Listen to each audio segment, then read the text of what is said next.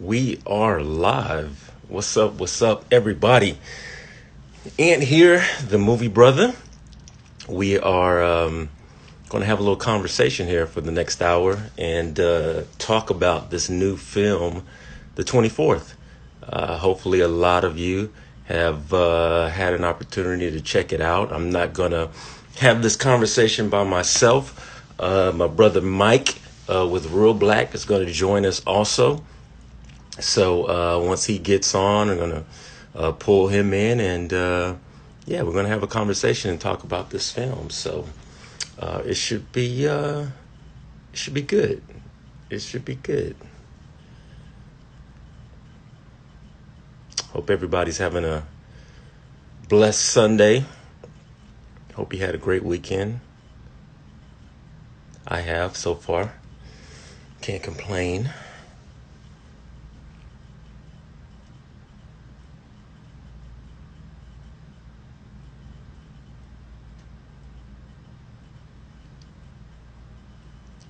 I see Linda in here. Hi, Linda.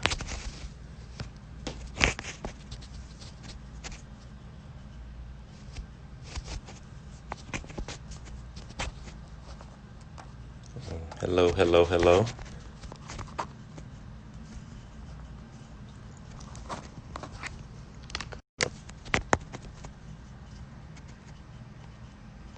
See Mike's in. There we go.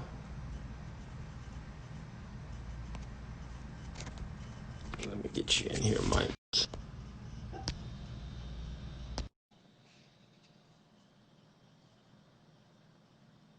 Just accepted your request.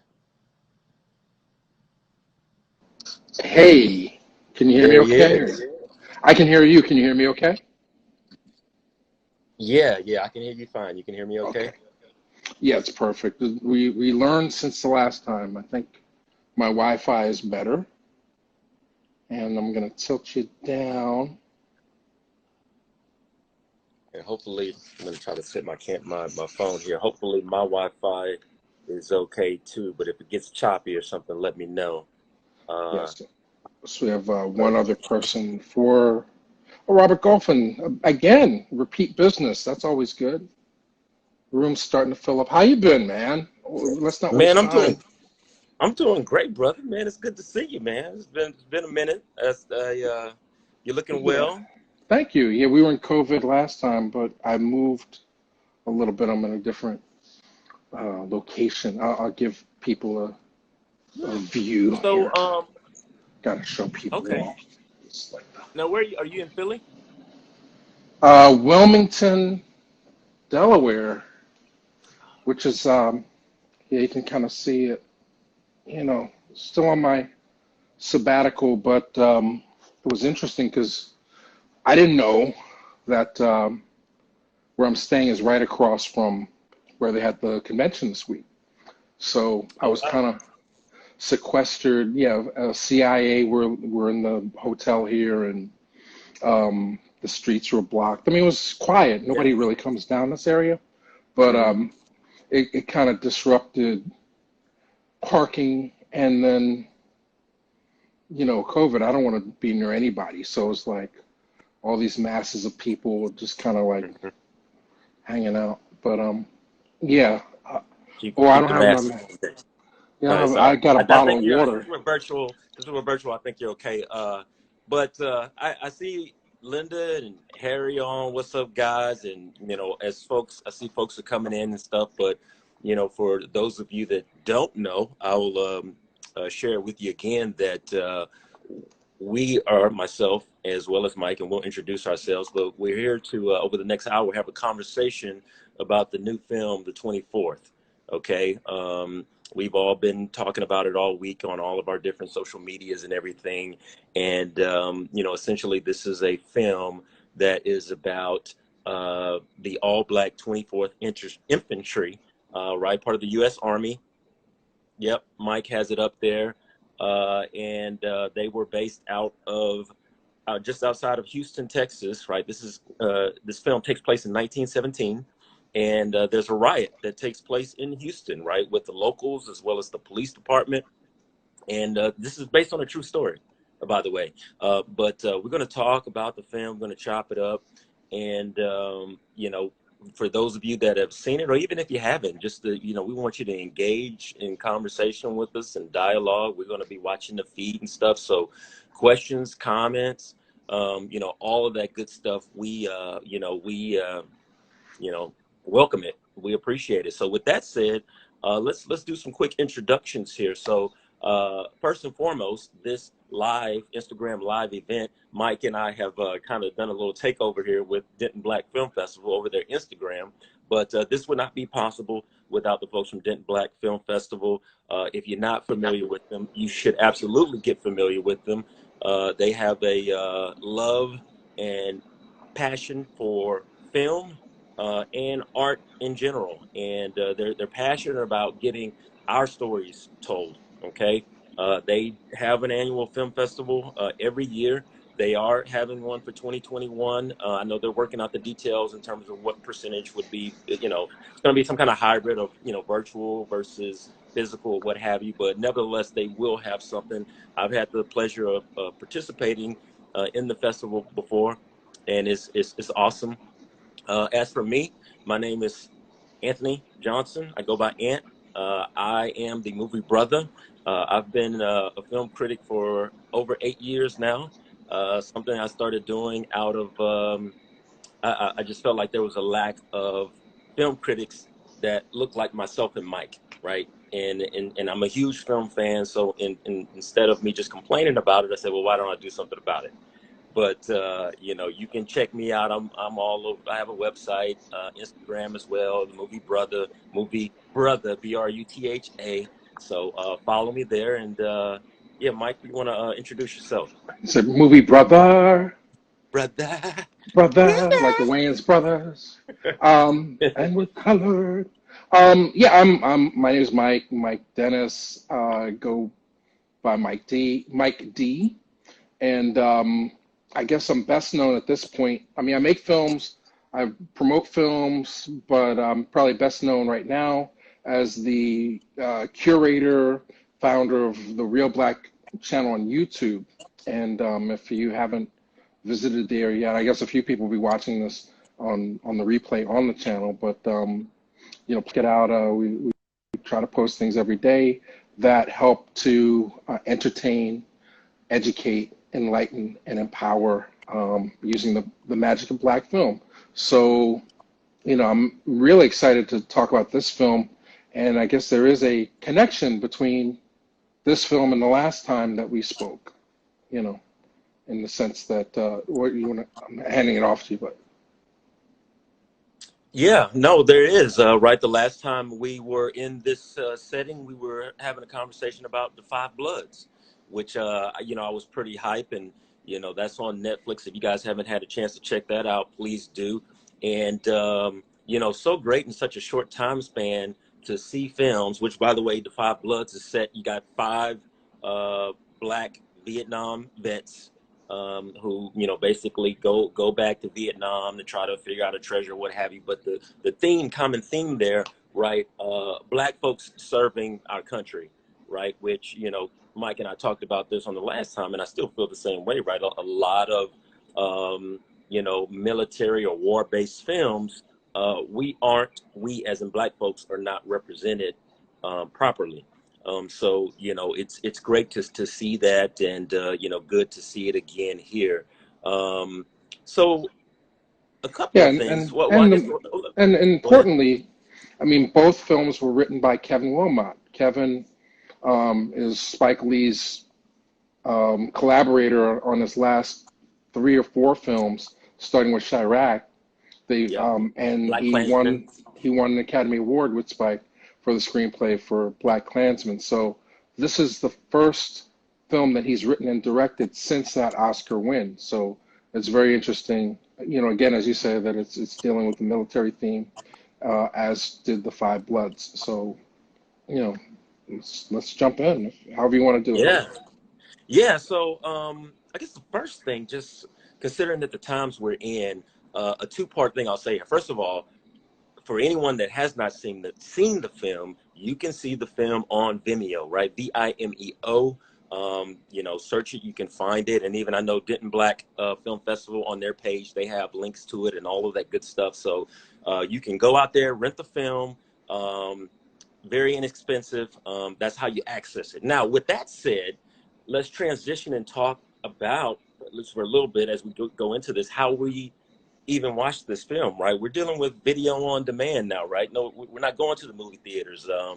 You know, they, for the most part, they're still shut down. What has been your experience, you know, fellow film critic Mike, what has been your experience in film watching it, heck, over the past, you know, right, 4 months or so now? It's interesting. I mean, I was steering away from the theaters to begin with for a while. It was kind of funny. I found the ticket stub for the last movie that I saw in the theater was Bad Boys 3, you know. But you know, I was steering away from that naturally, you know, as we transitioned away from me being a full-time critic and having to be at the advanced screenings Hmm. to just being almost like a civilian in a sense. Um, you know, the reality I think for everybody is, I mean, criticism is probably the most needed thing right now because, you know, there's such a flood of content, things to do with your time outside of even watching movies, entertainment, TikTok. You know, Will Smith, you could spend an hour just watching Will Smith on and Kevin Hart on TikTok. You know, Right. so I think it's really important that we, you know, tell people what's worth their time and make people aware of things that they would otherwise not be aware of. You know, and to be clear, this movie's available on all video on demand platforms, but the Denton Festival has a special link where if you use the Yes. Denton Vimeo link, then you're helping the film festival provide funds for kids. But if you don't have Vimeo on your device, you can go to iTunes or Amazon Prime or any of the Roku things and Yeah. still Thank find you. it for rent or sale. But yeah, I mean, you know, I think it's interesting because you know, what I've been saying to my filmmaker friends is that this quarantine kind of levels the playing field in a lot of respects. Hmm. Not necessarily because you know, money's still going to be your big issue, but the studios have to scramble to figure out how they're going to reinstitute their mode of business. And a lot of but audiences still have this need for content and for information, for entertainment. So, you know, whoever can kind of beat the rush on those things, and you know, that's what I'm saying. Like, you should be working on your Donald Trump movies now, your satires now, because it's going to take Hollywood another 5 years for them to figure it out. So if you can figure out how to be ahead of that curve, if you're an independent filmmaker, I think it's great. And one of the movies that I did happen to experience on demand, and it's great because you can watch in your underwear. Um, it was the Tijuana Jackson movie, which when I spoke to Romany Malco, he actually said this was great for him because he always imagined his film being a pocket film, something that you can watch on a smaller screen at your own leisure without the kind of pressure of what a movie theater experience is. You know, so it's interesting because everything's got to be scaled down now, and it becomes more important for the films to actually have something to say. You know, you can't just blow them away with hype or everybody's going to Yeah. see this weekend, go see it. You know, I mean, Netflix still has that cachet in terms of what the water cooler, the Twitter talk is. But as far as the one-to-one experience that we have with our film going experience, it's very interesting in this time period to basically experience everything on these screens. Yeah, no, I totally agree, and I think you really hit it on the nail with, you know, I feel like it has leveled the playing field. I've had an opportunity, which I would put even 24th in this, to see films that maybe I would not have, you know, had the opportunity to see straight up. Hmm. So, you know, it's good. It's really good. So let's get into this. Those of you that are just coming in, thank you guys for joining. Hey, we're gonna have a conversation about this film, the 24th. Would love to get your engagement, right? Your comments, questions, feedback. I'm gonna run through some folks I see in here. Just uh, Malu 1920, Pottery Grandma, Zachary AA, Vashawn, Ras Rebel, Greyhound, uh, Will, Pam, Pamis, Oh, this black screen. yeah, Okay. FW Pro, yeah, Black I'm Film afraid to Fan. touch the screen. Yeah, I see it can come in and out. I mean, but if you're there, we're going to try and avoid this. If you've seen the film, give us a thumbs up. If you haven't seen the film, type something in so we're kind of aware. Yeah, absolutely. Please do. So yeah, this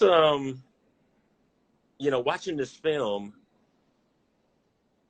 it was very, very interesting for me, and just to be honest, I mean, some of the scenes in the film, man, were just very heavy. I mean, right, again, just a little bit of background for those that don't know or are coming in. Right, this film is set in 1917.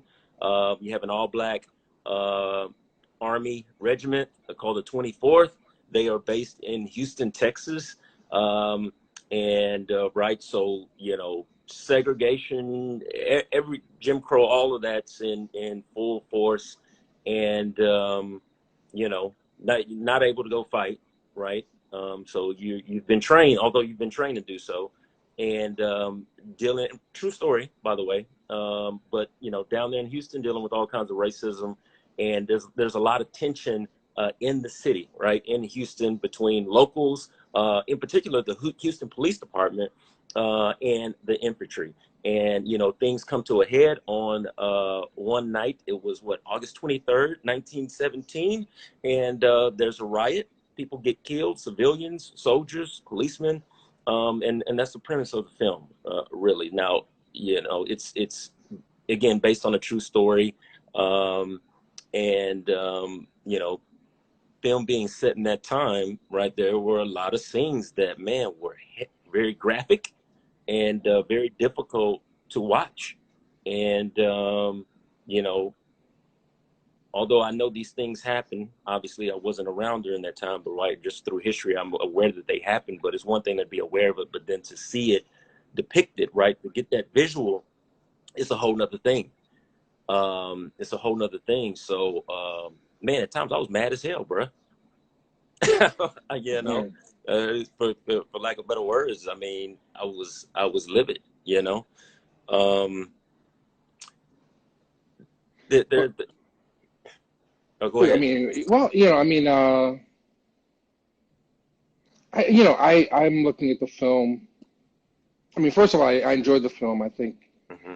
my first recommendation, if you watch this next to Birth of a Nation, like if you watch The Birth of a Nation, the the the one that came out a couple years ago, um, and then you watch this one, the Nat Turner movie, and then you watch this one, it's almost like a continuation because the way the Nat Turner movie, which was a rebellion film, ends, it shows sort of the spirit of Nat becoming these soldiers, right? So it's almost like if you just cut the credits at Nat Turner and you put this one on, it's like you fast forward 50 years, and this is what these people who are now fighting for their freedom on behalf of the United States have to put up with or deal with in terms of that. And on it personally, I wasn't aware of this story. So kudos to Kevin for choosing to tell the story, especially with the cachet. I'm sure there's something he's been working on, but the cachet of saying Oscar winner and then assembling such a great cast and putting the movie together. I mean, I thought some of the writing, and we're not here to overly criticize the film because Right. we are partners with Vertical on this, and we just want to raise awareness.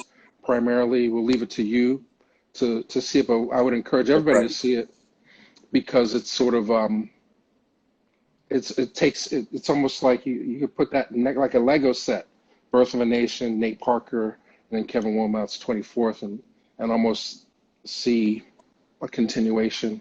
And then also, I felt some of it was a little heavy-handed in terms of the writing because the time that we're spending seeing just the disregard for humanity that the white civilians have towards these black soldiers kind of took some of the things we saw. One of the things that we never see or very seldom see in American film is blacks fighting back, right? So anybody who had complaints about the Harriet Tubman movie or any Queen and Slim or any of the movies that were out this time last year, I think this one is revolutionary in the sense that we get to see what rebellion is from very interesting and shaded perspectives. But with that in mind, I felt like some of it was just too heavy-handed to make out specific people to be the villains, in order to get the denouement, the ending that the film shows you, to give you that catharsis. They villainize these people so much.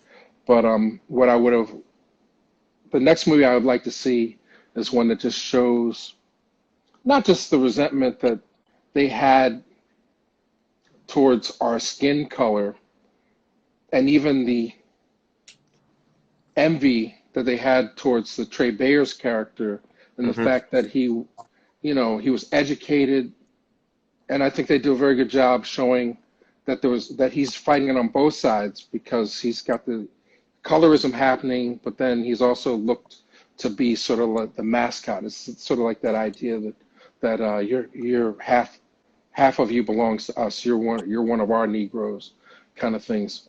But just what's been missing from all these films is just the other aspect that not only that they had some wealth. You talk about Black Wall Street. You're seeing black people that are really trying to make it, that are playing piano, playing jazz, civilized, beyond Educated. just trying to do everything within the constrictions of this world that they live in to be colonized and Europeanized, and they can't even get that. So I think any when you see these types of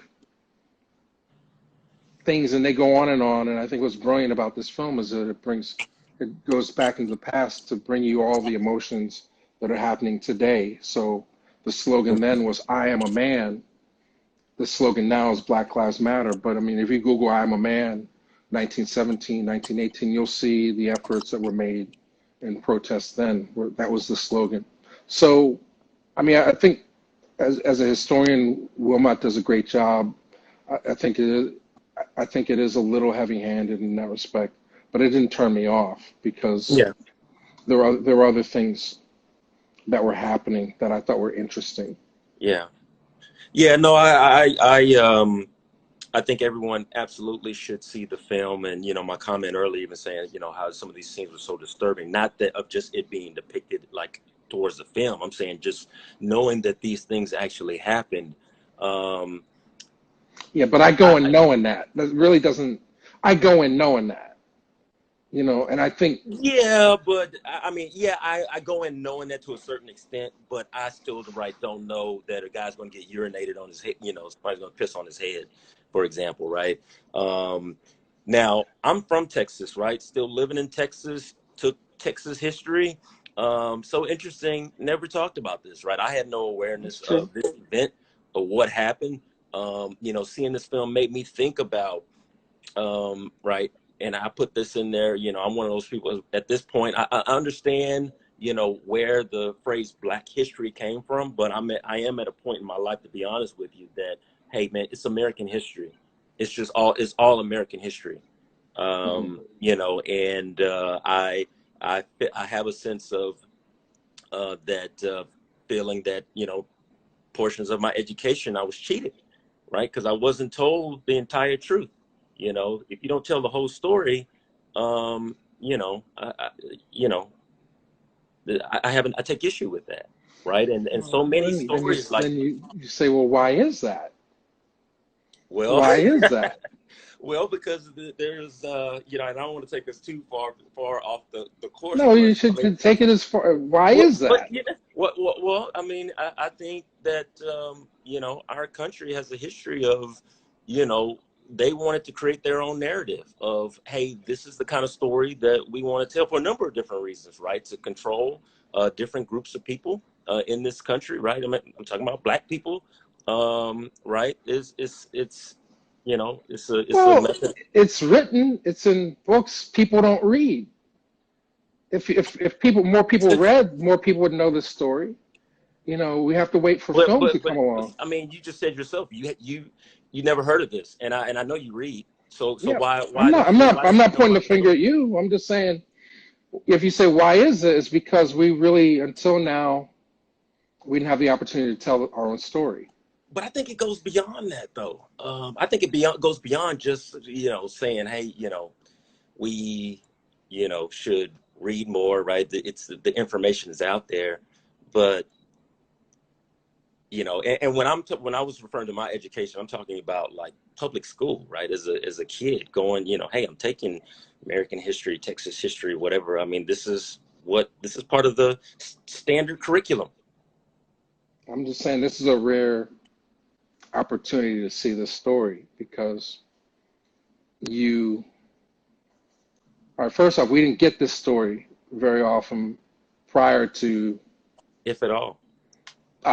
digital video. The barrier of entry was prohibitive. I mean, I talk to filmmakers all the time, and like for years, Julie Dash, her dream project was Bessie Coleman. I have friends that want to tell Marcus Garvey. I know people that want to do this. I mean, this is a fitting film for now because it basically deals with the same sort of things that are sparking off Black Lives Matter. But Yes. what's the convergence here? It's here. I mean, because movies with Black people come out all the time, but most of the time it's not. It's too risky, let's say, for a first-time filmmaker to put their career on the line to you know point something out like this. We saw Yeah. what happened with Nate Parker. So Yeah. Kevin, Which was a great film. this It is was great not film. his first film. Every film he's made has dealt with history on some level. And in the past, they've given me a rub because some of them were sort of like geared towards satisfying the white audience first. This is the first movie that I've seen of his that you could look at it and say, hey, kind of it's like Glory because Thomas Hayden Church has some scenes and you understand Hmm. what his situation is, why he is in command. But it's really, I'm about agency. Like very seldom, if you really want to look at film and Black characters, do we have agency over our own lives, right? So you're talking about soldiers who are sacrificing their lives for something that they believe in, a cause that they believed in. So here is, we don't see the same disenchantment that Nate Parker, because everything is through Nate Parker's eyes, it's not through a systemic thing where his perception shifts. But this is a rare film where you get to see Black people who are heroic and in charge of their own destiny in a sense. They make a choice. Even in Queen and Slim, we're denied that moment of, I know the jig is up. I'm going to die on my feet rather than stay on my knees. And I think that's an important statement. In Juice, I don't know if you're familiar with that, but Hmm. the original, when Tupac dies in Juice, the original scene was he intentionally lets go of his hand and plummets to his own demise, which echoes the James Cagney, death in White Heat. But the studio was so uncomfortable with it that they forced them to go back and cut it so it looks like he accidentally slips, right? Hmm. So very seldom do we get this image. And I think it's very important, despite what you take from the film itself, that you understand that what this movie is doing. Yeah, yeah. I'm watching the feed. Just a couple of questions, comments. Someone asked, "Are we both in Denton?" Neither one of us are actually in Denton. I am in Dallas, Texas at the moment, and Mike is in Wilmington, Delaware. Wilmington, Delaware, yes. That's right. Yeah, yeah. So neither one of us are in Denton. And then also there was a comment about, right, Trey Byers is starring in the film, and then he also has screenwriting credit. So the question was, is that unusual? Uh, I don't think it is. I don't know what your thoughts are on that, Mike. Is that? Well, my he is the central figure in the film, and I think I wouldn't know the history, like whose idea was it first. But Trey Byers was in one of Kevin's previous films, Destination Planet Negro. So they have a history of collaboration, and Mhm. he's very strong in the film. He's very good. Yeah, he is. He's very good. Which film are we discussing? We are discussing the 24th. We're discussing the 24th. Another question we have here. Do we think the various themed subjects aside from racism, classism, the black elite? Oh, yeah. Yeah. I mean, absolutely. Now, oh gosh, it was a film you remember. Well, we've talked about the Five Bloods, but I'll tell you a film that kept coming to mind as I was watching this film Hmm. is A Soldier's Story, which is one of my all-time favorite films, period. But watching the interaction between the soldiers themselves, right? I mean, the black men themselves, um, you know, some are educated, some are not educated, right? Some are well Hmm. traveled, right? Character Boston, Trey Byers' character, right? He's traveled the world. He's a musician, and all these great things. And other guys got sketchy backgrounds, and so and even today, that's something that we deal with, and even within the black community, you can deal with the question of, well, who's black? What's black? You know what I mean? Yeah. And so that is absolutely something that I picked up on in the film. I appreciated it. Glad it was addressed for sure, for sure. Yeah.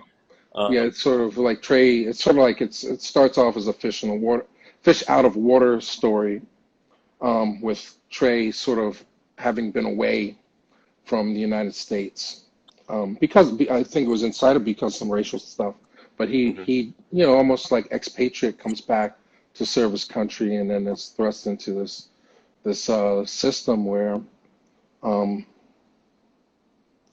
he's perceived as someone they want to promote further and help train other Negroes, and he wants to stay behind and have a chance to fight. So, internally, he doesn't get to Europe to fight, but he stands up for what he believes in. And I think that's an interesting arc that he manages in the film. Mhm. Yeah, You yeah. know, so but heroism comes in a lot of different levels. I mean, if you're talking about the woman character, she's interesting. Marie. Marie. I mean, they do. I mean, for a limited budget, they weave a No, lot of ideas in. I saw Not a comment. everything sticks. But Yeah, so, sorry, and I saw this just in the comment, and I don't recall this, and maybe I missed it. But so Marie is the love interest of Boston, Trey Byers' character. But there's a comment of her being sexually assaulted. Was she sexually assaulted in the film? well, it comes later in the film. But she says in one of her speeches that she was raped by white people, and I mean, it adds more fuel to the fire in Hmm. terms of it gives him another level for why they must take this action at the end. You know. So, uh, yeah, it's in there. It Yeah. Okay. gives her a little more meat to the character's bones, Yeah. but Yeah. it comes through in the dialogue. It's not necessarily in the action. The visuals. You want to talk about that a little bit? I thought they were interesting the way the film was shot. I thought it was shot very well. Yeah, I thought the visuals were great. I think that's part of what contributed to, like I was saying, some of the scenes were so tough for me to watch, just based on how how that was put together. Um, the scene where Boston and oh gosh, what was the other guy's name? The kind of the troublemaker cat. They get into a scuffle. Another soldier, they get into a scuffle, and basically they're being punished by. Oh, go ahead. Okay, no, I was being corrected. I Oh, misread it. Story: Marie was raped by a deacon. All right, so forget what I said. She was raped by a deacon, but she was so forget. All right, so it doesn't add weight to the story. It wasn't a bunch of white people raping her, and he's seeking vengeance. But that's for another film, I suppose. All right, I'm sorry, I didn't mean to cut you off. no, no, that's okay. Yeah, but I mean, basically, there's a scene where they're being punished, right? They get whipped essentially with a bag of grapefruits. That was, that was one of those scenes that was. I mean, it was difficult to take. It was difficult to watch. Um, but no, I thought it was shot very well. Well, Um, yeah, well, that was interesting. It adds fuel to the fire. I mean, visually, I thought a lot of it felt like a graphic novel. You know, it's the costumes, the wardrobe, the camera work was very clean and very good. mhm. I mean, when they get to the later parts in the film that take place at night, and you add the element of rain and different dramatic things, it really felt real. But but it didn't. It also didn't feel like a big history lesson, and it didn't feel like they were sanitizing the truth. I can just take more truth. I think I can sit through 12 Years a Slave and not miss a kernel of popcorn. I'm desensitized to the victimization of black bodies, as we say. So I understand that a lot of people are cautious about showing those things, but I think it's important to get those visceral things in there. So Yeah, yeah. Um, so if folks coming in, so just to make sure everybody knows, right? We're talking about the film, the 24th. Um, and some great questions are coming through. Now I'm going to put this yeah, question Harry back. had one. Actually, I'm going to put it to you, Lex. You're asking us about the thoughts on the pace of the film. I'd like to know your thoughts on the pace of the film. So please put that in, share that in the comments. I saw another question about other films that this maybe reminded us of, which I mentioned. My all-time favorite film, um, A Soldier Story. Mike mentioned Glory. Um, and there's a couple others I think that have come up, Yeah, but yeah. There's one. There's Mutiny is another depiction of a TV movie that we right now it's on the channel, yeah, but it doesn't have the same type of ending.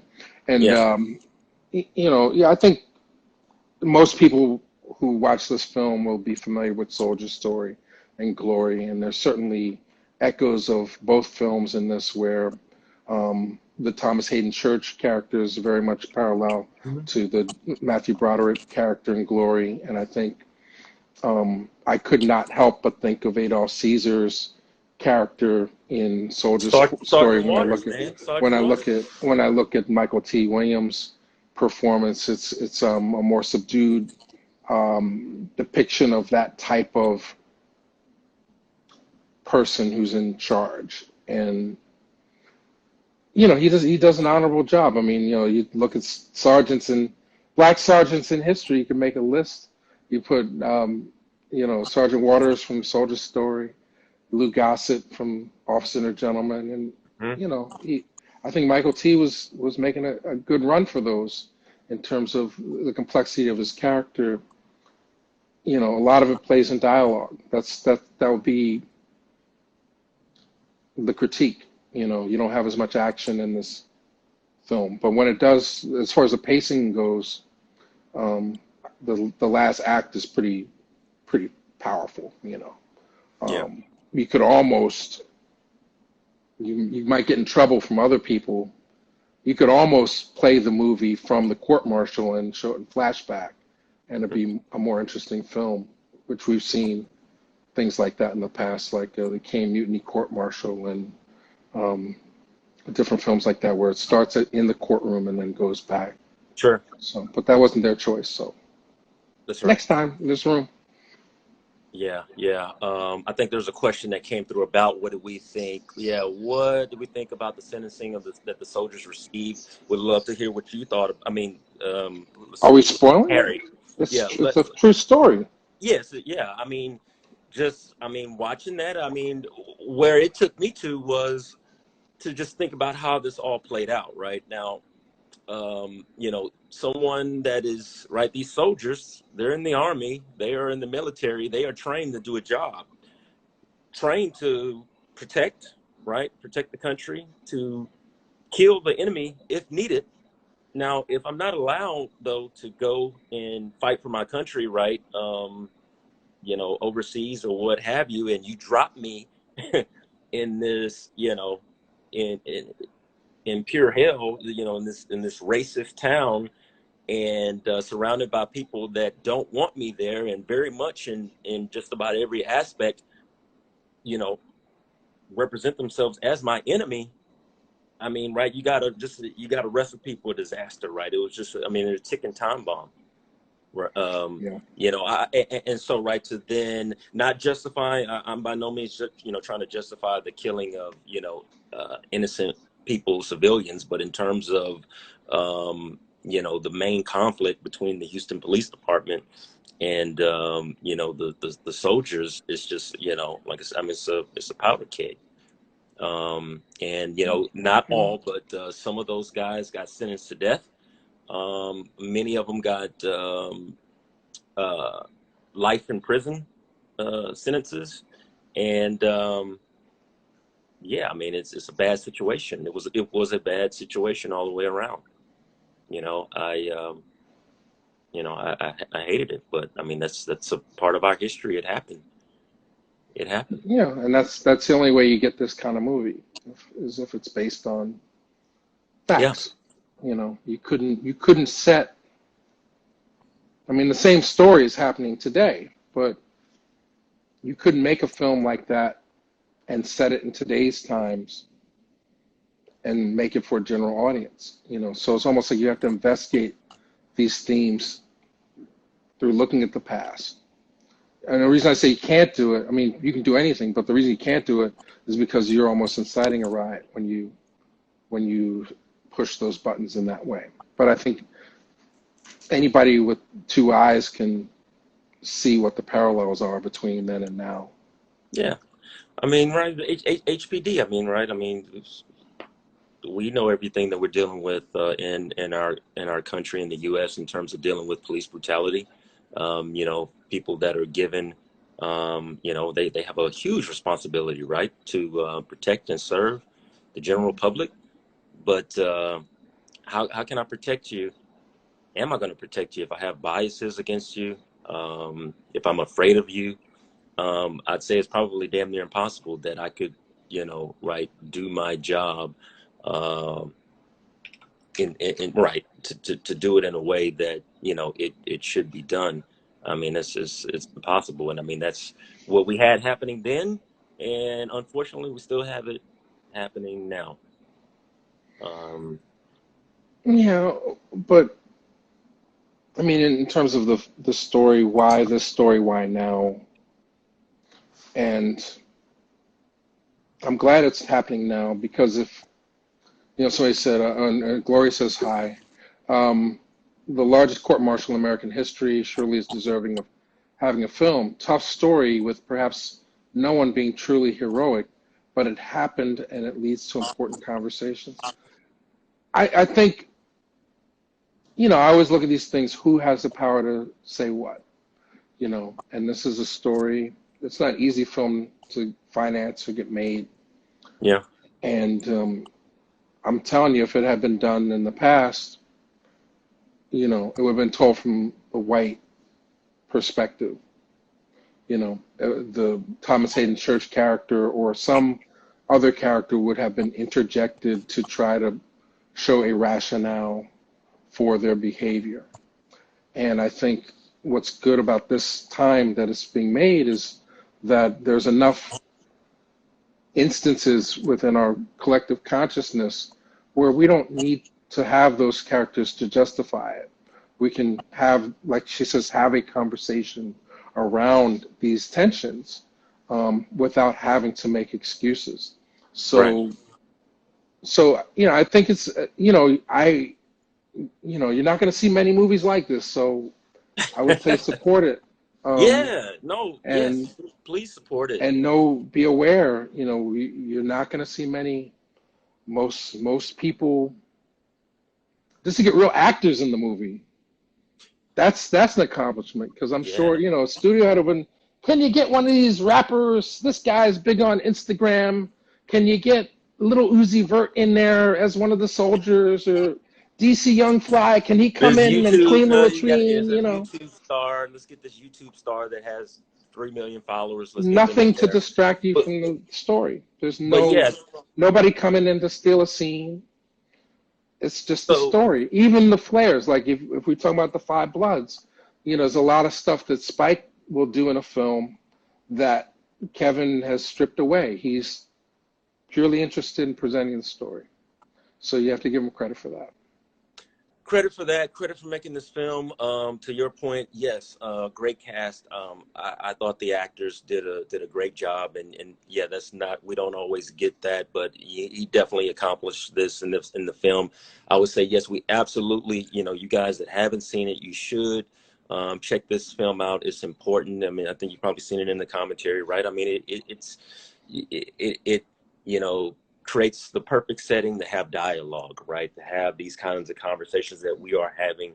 I think there's no better time than now that we are starting to get, the opportunity just to see more of our stories, and, filmmakers are not, waiting for permission, right, from someone to green light them.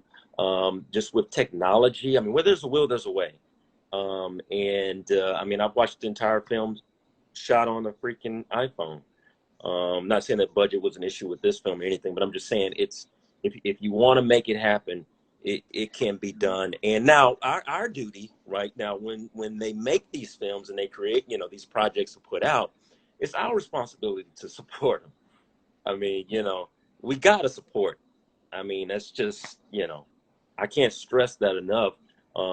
Part of right, my platform and Mike's platform, right? We watch these films, we talk about these films because we want to shed a light on, projects that maybe mainstream media is not necessarily going to pick up on, but they should be talked about, they should be watched. And the only way we'll get more of these types of films is if we support it. Well, Or people willing to take a risk, yeah, Um, yeah, you and know, right, and support it with a rental, not on a if broken fire stick. Let's just keep this it this real. this is not something you see on Entertainment Tonight. This is me and the movie brother telling people to go see this movie. Um, this is under the radar. Uh, and it might shock some people. I mean, just to see it, but you know, I'm satisfied because of all the films that have come out since Black Lives Matter to sort of explore those issues, this is the first one that gave a true catharsis for a black audience in a sense. And I say that because so many of them are compromised, you know.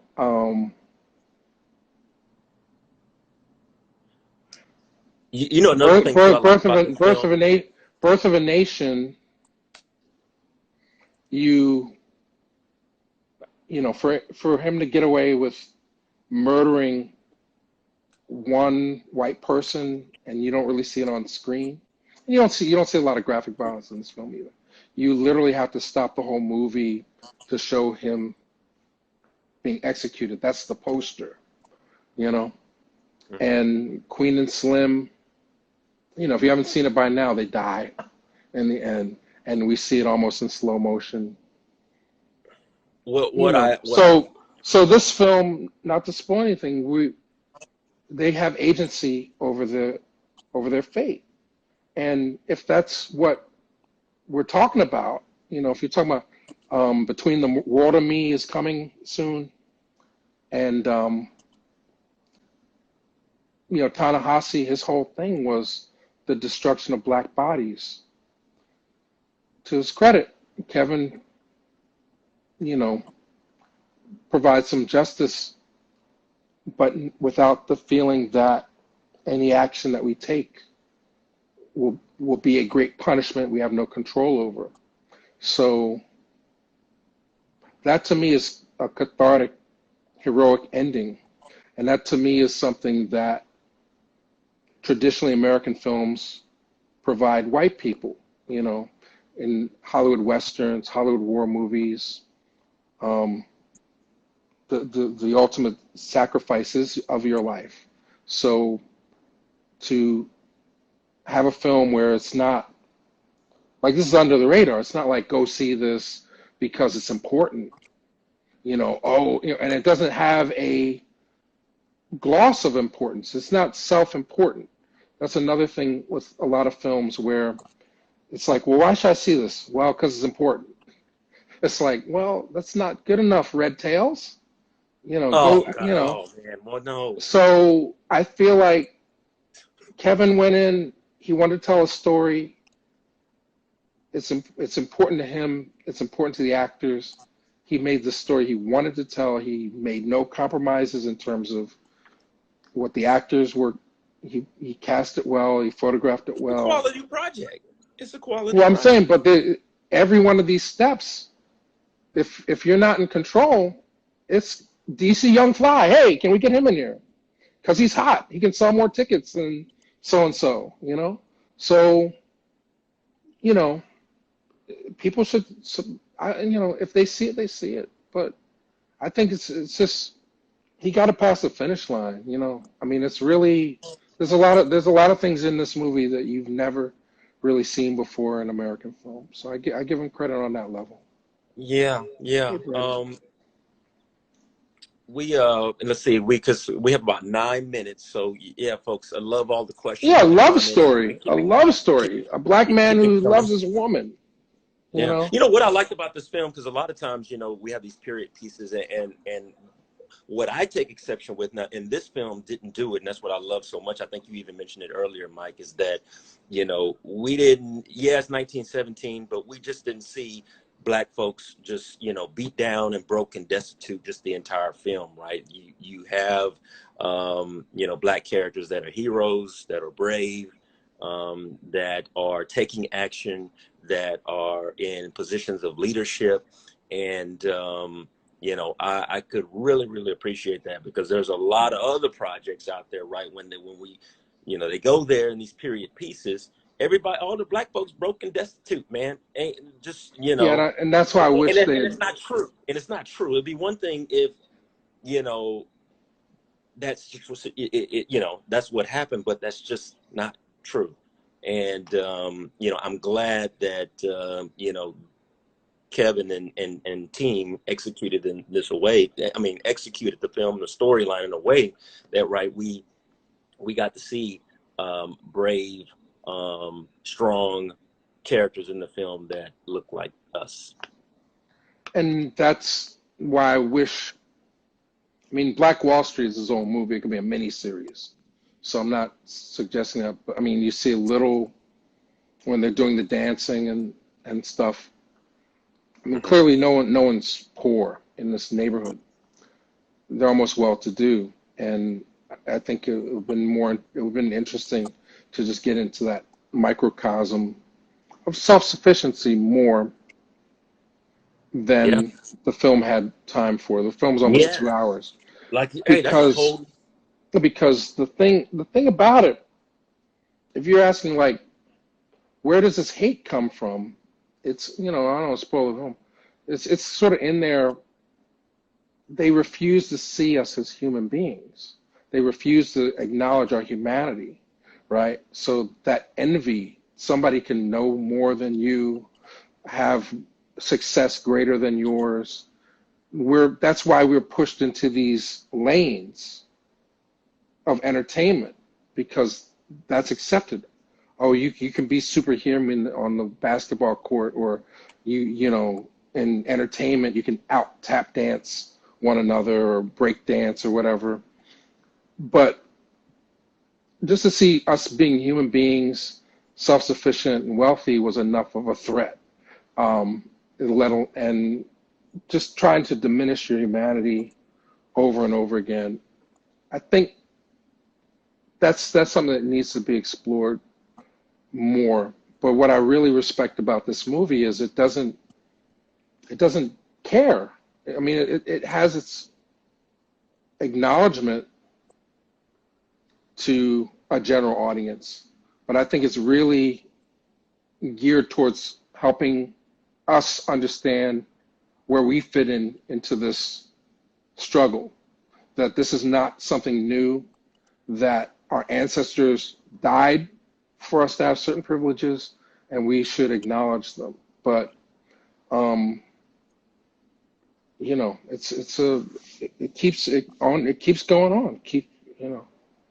Yeah, yeah. So so we have about 5 minutes.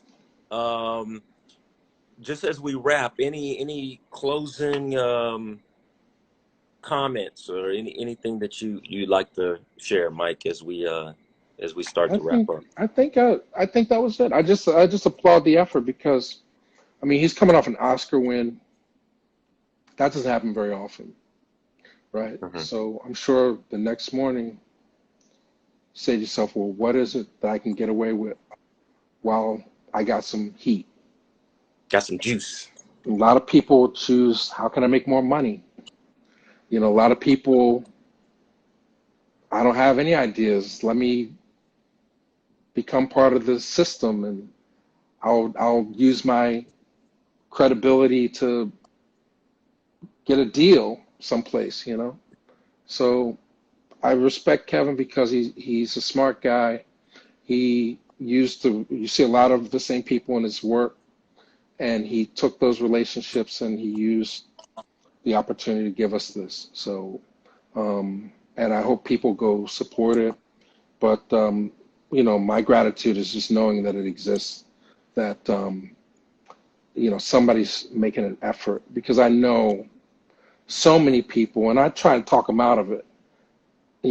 I got this historical idea. I want to make this movie set in Timbuktu.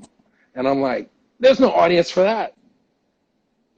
So he playing the game well because all his films have dealt with some aspect of our identity and history. And this falls right in line, and I hope that people, at least the people watching this, will spend the $7 and support it. So Yeah, absolutely, absolutely. Please support the 24th.